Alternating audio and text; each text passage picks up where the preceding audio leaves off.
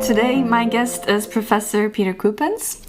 He's a professor of psychology at the Catholic University of Leuven as part of the Quantitative Psychology and Individual Differences research group.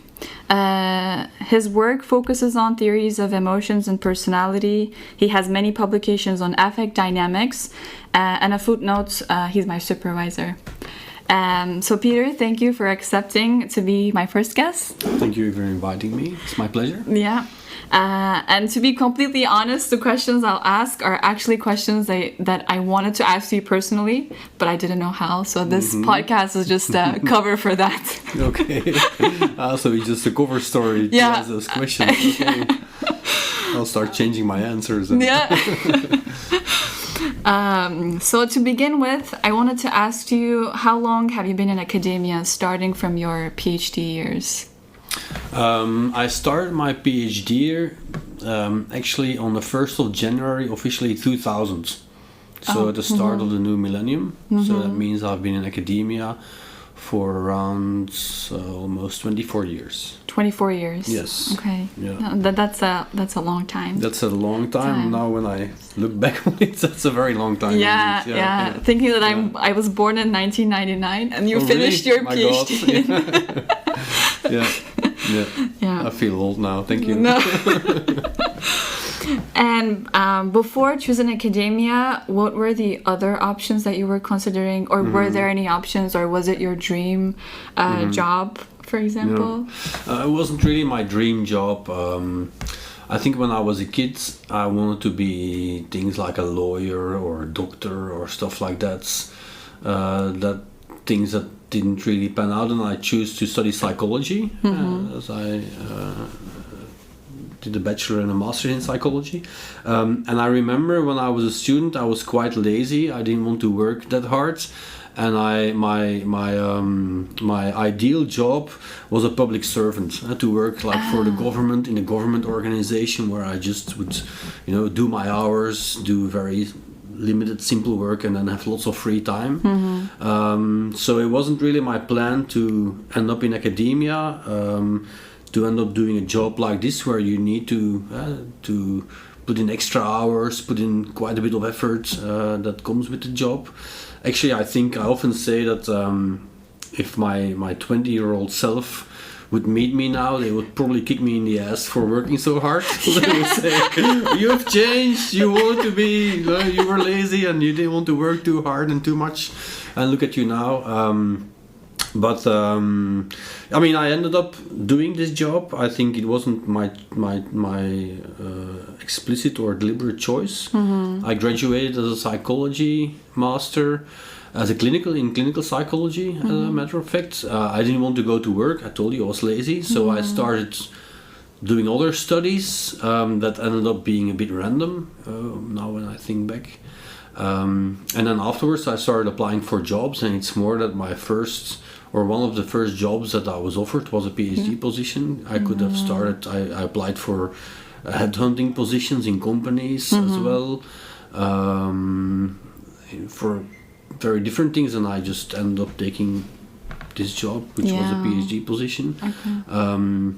My wife also had something to do with it, in the sense that she said research is something for you, although I didn't even realize that myself at the time.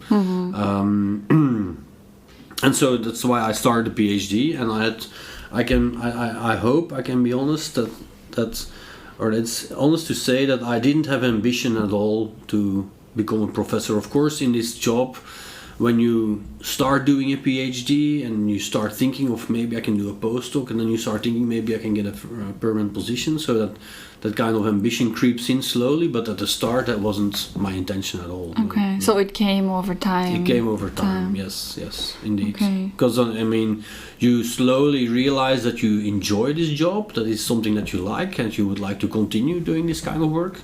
Although the job content also changes when you go from PhD to postdoc to being faculty member.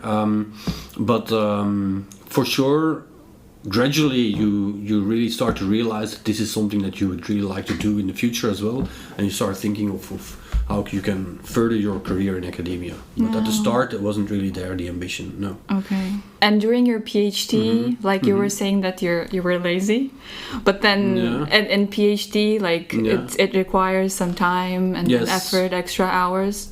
So I understand that you really liked it, or yeah, it must be. I think. So you didn't quit PhD at some point? No, it must be that I liked it, because I think relatively quickly I started really to enjoy it and to work hard and to try to do my best and collaborate with other people and make sure I do good work and try to do it decently. And so I quickly changed in attitude from thinking of myself as someone I want to put in as least hours as I can and like do other stuff in my life than putting more hours in work than I realized, I think. Wow. Yeah.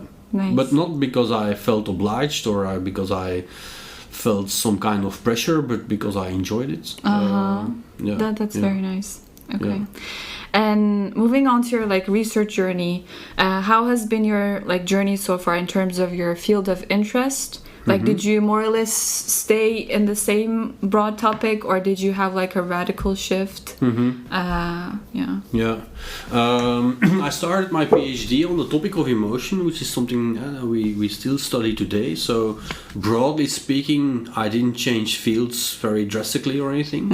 I started doing a PhD in a research group that was focused on quantitative psychology and individual differences, as you mentioned, that didn't really have much of a background or tradition of doing research in emotion. Most of the research back then was in personality, but they got a grant that was focused on emotion, and so they want to start a large research line on emotion, and that's where I and several other PhD students started as well. And so we looked into individual differences of contextualized experience of emotions, so not just looking at trait dispositions in terms of how people can feel in general, but really looking at what are differences between people in how they experience emotion in specific contexts and in association with specific types of appraisals. This, by the way, was together with Ivan van Mechelen, who was my supervisor, my PhD supervisor at the time. I think looking back, so looking at this contextual experience of emotion then led to looking into, so people's emotions change and the nature and the quality and the quantity of their emotions change from moment to moment. So we started slowly drifting to looking at emotion dynamics. What are patterns that emotions display when they change across time? And so that led into the research that you mentioned on affect dynamics, and we spent quite a bit of time doing research there.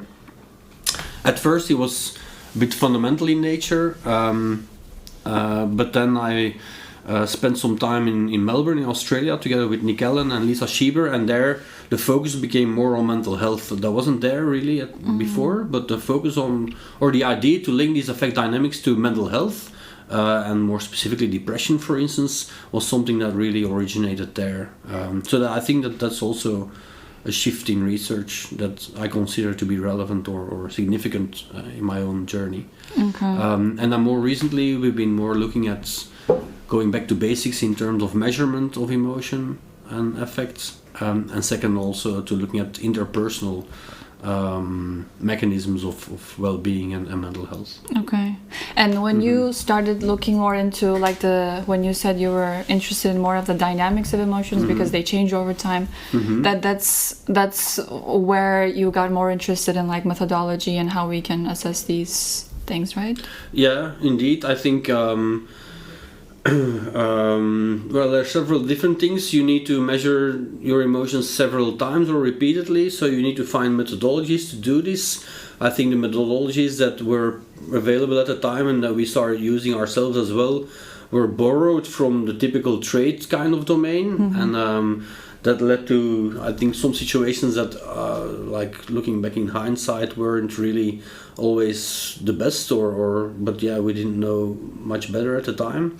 And then second, also looking into this affect dynamics and how this is relevant for well-being also came with a couple of disappointments where we had initial very interesting findings, but then also saw that these affect dynamics may be not that strongly related to mental health as we would have hoped. And I think part of the reason is that we don't really measure affect perfectly, and that we can improve on the measurement. And so improving on the measurement will give you better tests of your theories, will be giving you more signal in your data, and it's kind of you could call it a kind of selfish way to salvage all the research by trying to improve measurement. But I think more fundamentally, this is of course something that's absolutely foundational for all the rest that you do, for collecting data, for testing theories and so on. So you need to get the measurement right, and we spent a long time in this kind of research field, a bit jumping to conclusions before getting the basics right, and the basics, it starts with measurement, I think. Okay. Brief summary. Yeah. And you mentioned a little bit, but like, what research questions are you currently trying to answer, explore, and why do you think that it's important to investigate these? Yeah. So we already talked about going back to the basics in terms of measurement of affect, and then the other domain I think that we're investing quite a bit of time in recently, which may sound familiar to you, is looking at interpersonal mechanisms or processes for understanding mental health. So what we've done so far, and many others in the field as well, is looking at kind of mechanisms and phenomena within individuals. You think of cognitive biases, think of rumination, think of emotion regulation strategies and capabilities to understand what happens when people's emotions become dysregulated, or when people slide off into a depressive episode and so on. It's all very much focused within the individual itself. But gradually, also in collaboration with several other people, like Batja Mesquita here from KU Leuven, but also Yuri Hofmans, Leslie Verhofstadt from Brussels and Ghent, and Eva Keulemans here in Leuven as well. We kind of realized that this is just part of the picture. I'm not saying it's not important at all, but it's a very isolated view on the individual, whereas of course the individual is situated in a much broader social environment, and surely the way that people interact with other people will also have an impact on how they feel, how they think about themselves, how they deal with problems, how well they can regulate certain or cope with certain situations. And so that's why we started doing research based on a generous grant from the university system in Flanders, to start looking into these interpersonal kind of mechanisms. And the part that I'm mostly involved in has to do with indeed how this relates to mental health. And that's what we're doing now, and we're trying to attract very smart people to do research on this topic. Thank you. If I'm one of them. And you said like generous funding from the university. I was going to ask, like, if you had all the funding and resources in the world, let's say, what would you try to answer and explore, or would it be the same as like similar to these topics? Or I would explore the topics I just mentioned, but with throwing much more money at it. Which would basically come down to having an army of researchers that are able to collect large representative data. I think one of the issues that our field is facing right now has to do with diversity of the samples that we've been studying so far. And this is absolutely also the case for our own research. It's very limited in terms of characteristics or the variation in characteristics that you would want to have to be able to say something about people in Flanders or Belgium or let alone the human race. And so the numbers are still quite limited. We do power analysis, we try to get good samples and strong samples, but ideally you would do studies on really lots of people that are more or less representative for the whole population.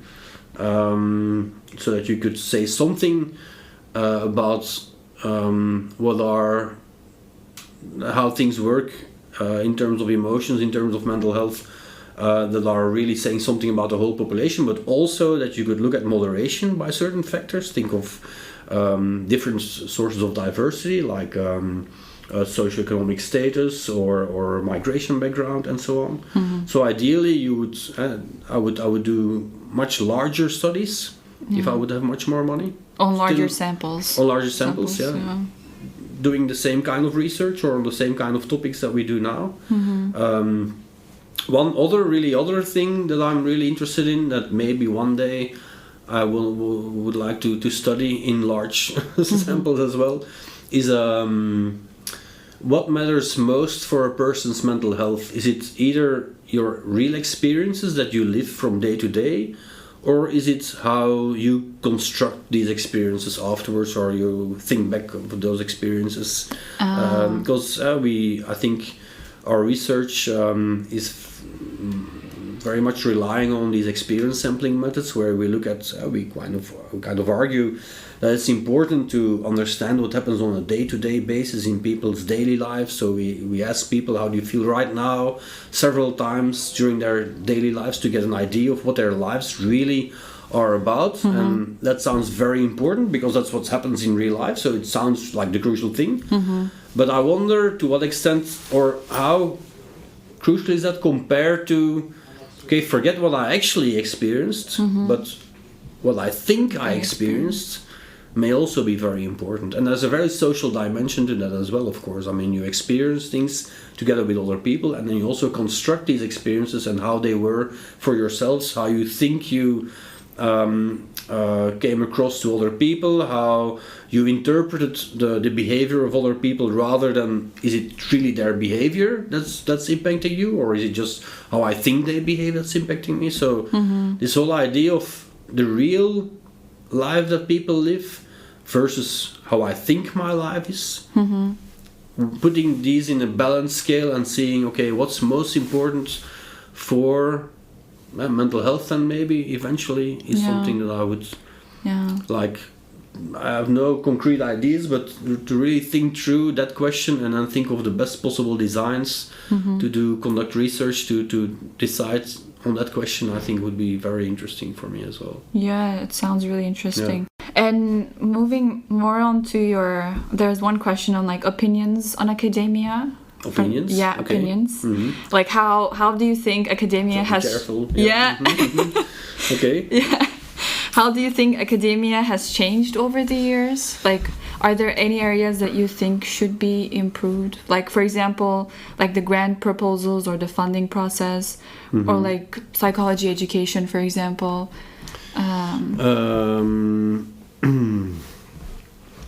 I'm really cautious here not to step into the trap of saying how much things have changed and things used to be different and better, whereas this is the case for every new generation. It says the exact same thing about the previous generation. I think funding has changed in the sense that it became relatively less based on quantitative criteria, which I think is a good thing. So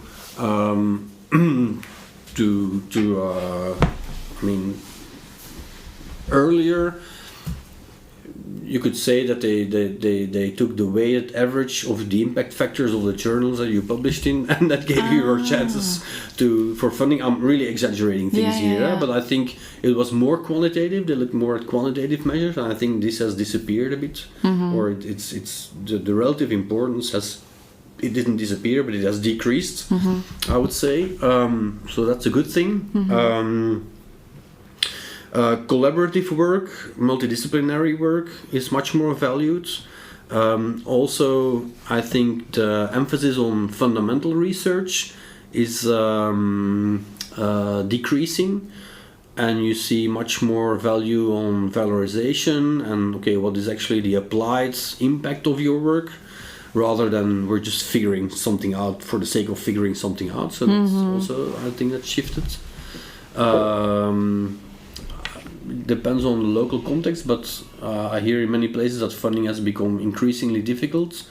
Their competition has really increased. The chances, therefore, have really decreased, and that is not a very good system. I mean, if you look at the system that we have nowadays, it's actually a bit mind-boggling and insane how much time people in our profession and how much time people devote to writing project applications, writing rebuttals to comments, and then not getting any funding at all. So there's like a real, very strong waste of time by the entire system that you have right now, which I think has increased over the years due to the increased competition.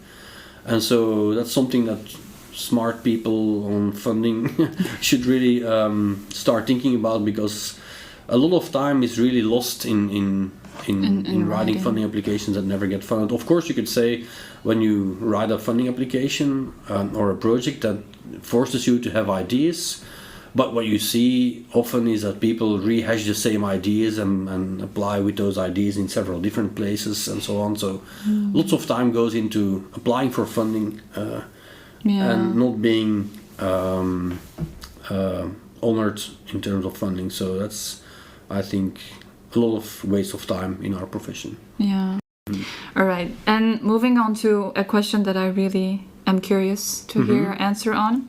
Do you have did you have a favorite researcher when you were a PhD student? Like a person that you looked up to in academia that served as an idol for you? An idol? Idol.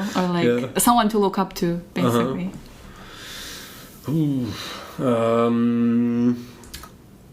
Let me think. There's many people, of course. I mean, when you're a junior researcher, you look up to all those names. I mean, you read papers, and everyone who's ever written a paper is a hero.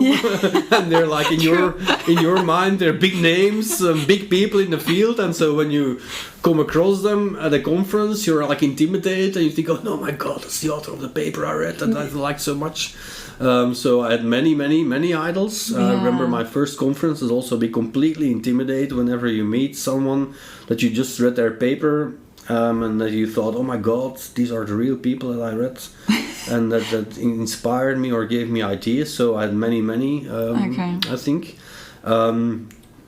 If I think of one person, I had the chance to work a bit with Nick Haslam. He's a professor in Melbourne, Australia. And I always admired him because of the versatility of his research. He did research, really foundational research on dehumanization, then also on a very other topic on whether individual differences are more dimensional versus taxonic in structure, which is something very different. And at the same time, he writes books about the psychology of the toilet. I'm like, where does he find the time and where does he find the intellectual curiosity and also wit to then really write good books about those kind of topics? So that's a person that I admired for those kind of reasons. Or he wrote papers that I think also say something about our society. He wrote a paper about concept creep that I thought was really ahead of its time. That's about how the definition or the semantics of terms that we use is broadening and deepening, and so we use words that we reserved for very specific cases in other a long time ago, like for instance abuse or trauma used to refer to very severe specific kind of behaviors or cases, and now we use it in everyday life. In everyday life for very much lower threshold kind of things. And I thought that he really captured something that's happening societally as well, or at the global level. Is it recent that he wrote about this, or was it a long time I don't remember. Ago? It's 4 or 5 years ago or something, I think, or 3 years. I don't exactly remember. All right. And so I was always thinking, damn, how does he do it? Yeah. Do this really interesting foundational research and then write a book about the toilet. How come? So impressed with his toilet psychology skills. Yeah, Yeah. yeah. And about your work life, what do they call it? Work-life balance. Like, what is your Tricky question. Yeah. What is your like typical day and week look like? Like overall, how much time do you spend on research, teaching, and administrative things? Yeah. Because I'm always curious, like you're a busy person, and like what do you do? It's like smoke and mirrors. So you just try to come across to people that you're very, very, very busy all the time. but actually no. Although I must say it changed over the recent year, because until last year I had quite a bit of administrative duties here in our faculty. I was also teaching more. These administrative duties have decreased, and also my teaching has decreased a bit. So I must say actually that my workload is lower now than it has been over the past 8 or 9 years.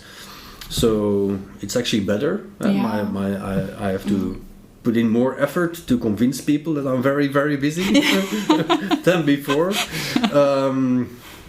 But all in all, I think now I'm quite happy. So most of the time I think still goes to research when you look at work time, and that has to do with like supervising students, supervising PhD projects, thinking about grants, and being involved in all kinds of collaborations in terms of research. But teaching also takes quite a bit of our time. I think especially here in Flanders, I have the impression, but it's not really based on any real statistics, but I have the impression that our teaching load is quite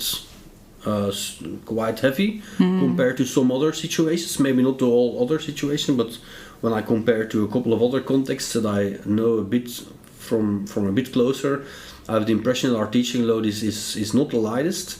So we teach quite a bit of courses. We also teach them to very large groups, which always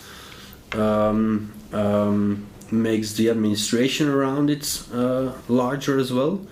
But also includes, for instance, supervising master's theses and so on, which is something I really actually thoroughly enjoy, but I feel always guilty about it. I'm not putting in enough time, because ideally if I would have more time I would spend more time supervising thesis students, because there I think you're one-on-one, or you're in a team of people, and you can really have an impact on how a person learns about methods or about a certain field and questions. But yeah, I feel we have too little time to devote to that. And so administration has been more in the past years, but this year I think it's okay. I was a program director for an English language research master we have here in our faculty, and that took quite a bit of my time, I must say, over the past years. But now I'm not program director anymore, so that gives me less time that I have to devote to these kind of managerial tasks or administrative things, which is good. And what do you enjoy most about your job, and what do you least like about it?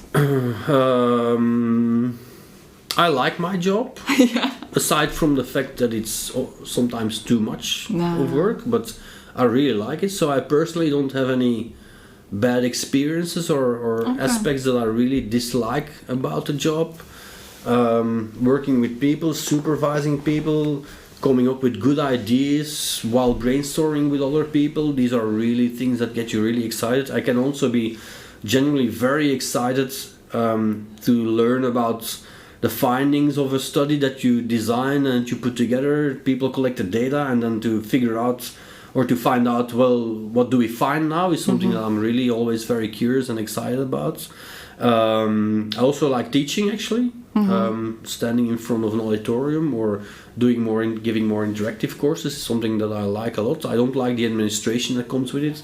Often it comes with a lot of petty things like all kinds of emails and organizing all kinds of things, and that's not something really that you like. But the teaching itself I really enjoy.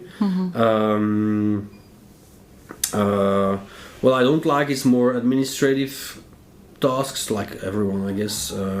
Ethics applications I have a specific dislike for. I don't know, maybe I'm not really saying good things now on this podcast, but I really dislike sometimes the hoops you have to jump through to get a study ethically approved. Although I shouldn't complain too much. It has really improved quite a bit here in our situation compared to how it is in several other countries where it's maybe even more strict, or they look even more at all kinds of details.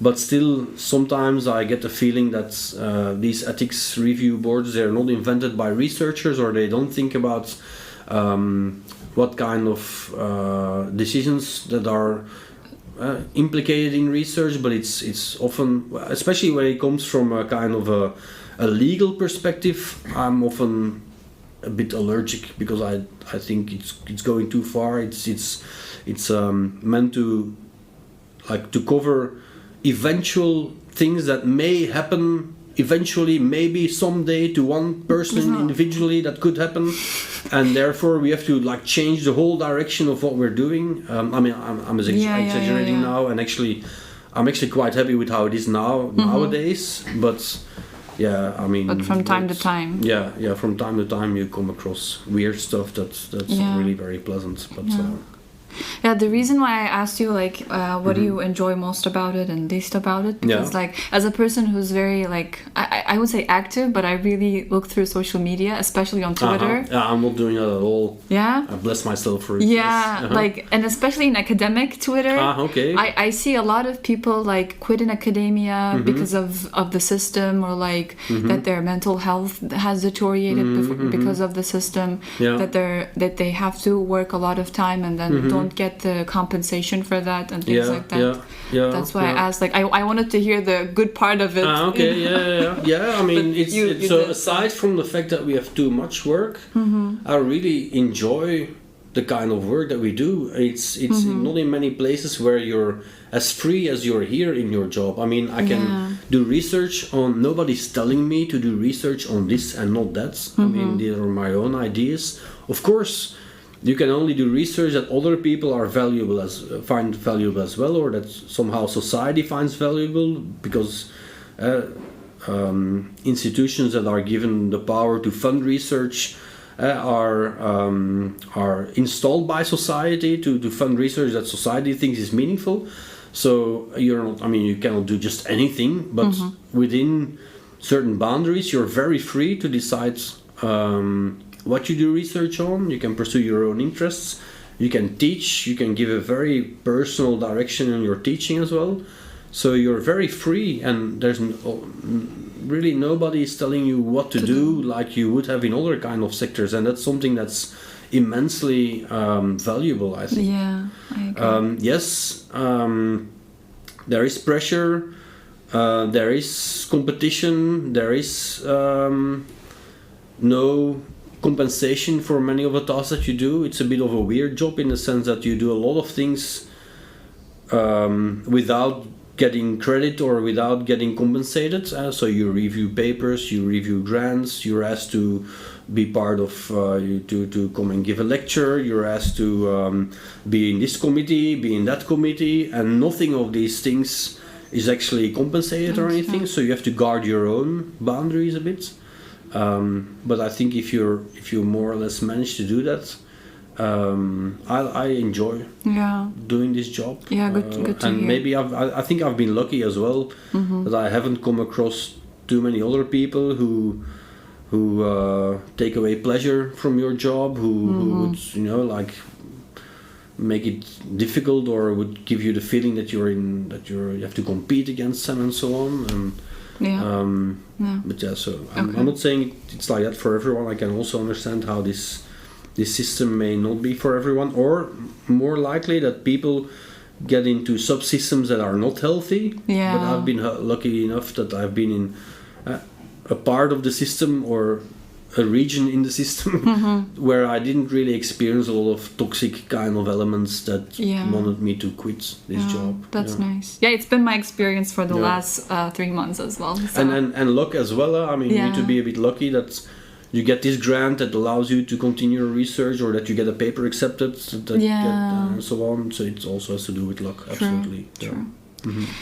And moving on to the last part, I was going to ask you if you have any advice to bachelor or master's students who want to stay in academia.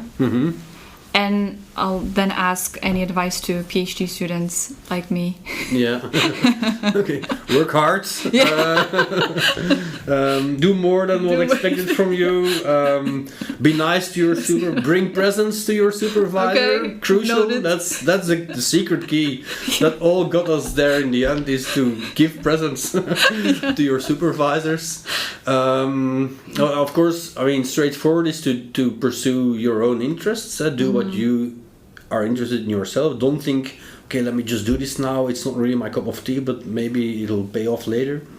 Pursue your own interests. I think what is also quite important, that's something maybe that sometimes people overlook, is look into this kind of research environment where you'll end up.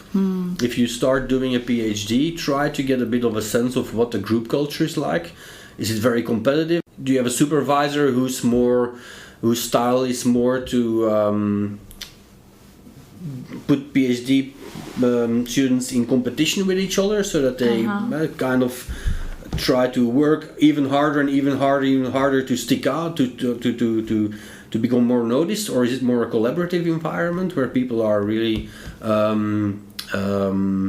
supported in terms of collaboration, and where this is really valued a lot? I think that's something important. If you, for instance, think of a PhD position, is to try to figure out indirectly, don't ask the supervisor, that's the worst person to ask that question, but ask other people in the team, for instance, what their experiences are, to get a bit of an idea of the culture where you will end up. I think that's quite important, because I guess that there's quite a bit of differences in terms of this culture. I think those are the most important tips I can think of. And during PhD, like, do you have any advice to PhD students, like in terms of, I don't know, like planning projects, or like, well, like put more emphasis on, I don't know, reading or things like that? Yeah, reading is important. I think collaborating with other people is important.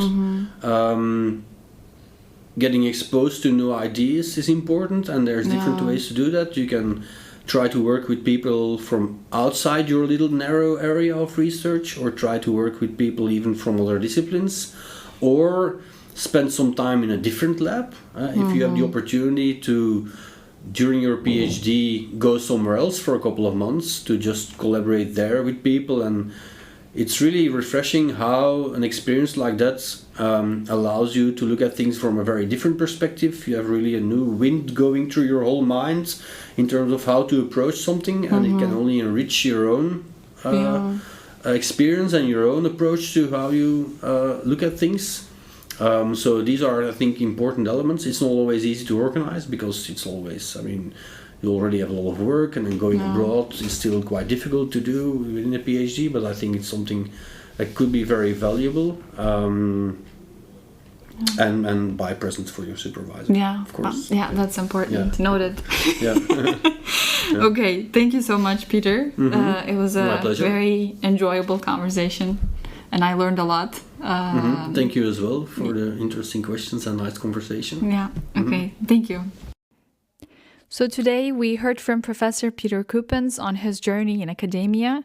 I really enjoyed this interview. Hope you enjoyed it as well. If you have any questions you want me to ask in the following episode, please feel free to send them over via the email in the description. Also, a special thank you to anyone who listened all the way here. See you in the next episode.